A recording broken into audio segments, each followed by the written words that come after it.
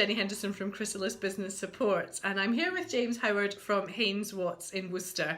And we were just talking about business owners who are getting ready to retire and exit their business and what they need from an accountancy point of view. And we thought we'd just put the camera on and record it so that we could share it out with you. So James, a business owner, they're getting ready to retire, they're getting ready to get the maximum value of their business. What do they need to do from an accountancy point of view?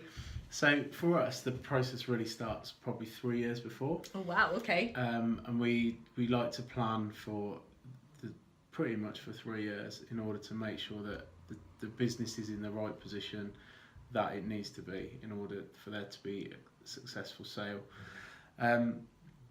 Typically, a business would have been an established business, going for a long time. Hopefully, it's built up lots of reserves in the business, so then by the time you're coming to sell it, that's one of the ways that it can be valued. So typically a potential buyer would value your business on a markup of your reserves, right, your turnover levels, or if there's stock and cash, then they might look at buying the assets of the company. So if you've not got any reserves, then straight away, for somebody just looking on Companies House at businesses, looking at the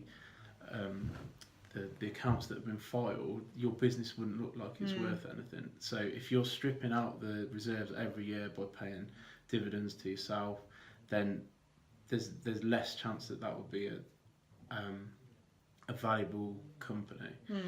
However, if you've then got a £1 million order book, then that's what somebody's buying. Okay. So then they could value your company at £1 million because that's the value going to be to them.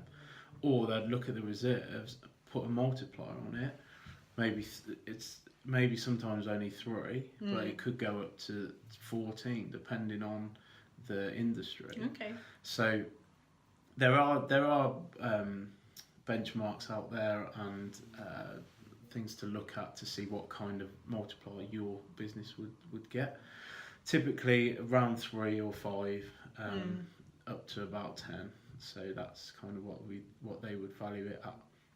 In order to get that, though, you would need the systems in place. You'd need the processes. You'd need somebody to come in and look at.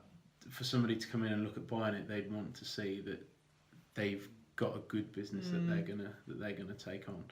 So that's why we say 3 years, because you've got to start planning. You've got to make sure that once the director or the main directors, if they were to leave, that the company's not left in limbo really, with no one at the helm, someone new coming in trying to take on something that, the director always did that, so he knows what he's doing. Yeah. If they're not there anymore, can you still be a successful business? One of the most common exit strategies that we're seeing at the minute is management buyouts. Okay. So typically a director or husband and wife that have built a company up over many years, they then come to want to sell. However, they've got a management team in place beneath them that they're confident enough can take it on. So without that, then they probably wouldn't sell, because they would think that they still need to get involved, and they wouldn't want to see their business fail. So they would probably end up carrying on. I want to sell my company, but I'll carry on doing it. But if you've got a management team in place, so if there's that, again, why we say like 3 years, if you can identify someone 3 years previously who you think could run your business, then start thinking about it now. Start talking to them about, rather than giving them a pay rise every year, maybe start thinking about share options or something that then incentivises them to make the business grow. Okay. So then in 3 years' time, they'll be more likely to want to buy it. Fab. Excellent. Great advice. So if you're thinking about exiting the business, or you don't have that strategy in place, you do need 3 years. So it's not a case of waking up tomorrow morning and saying, right, it's going to happen next year. And it sounds to me like you need somebody like James sat beside you, helping you to get that business ready to maximise the value of what it's going to be, so that you can retire successfully and have a great lifestyle in retirement, I think, Yeah. isn't it, rather than taking another job on.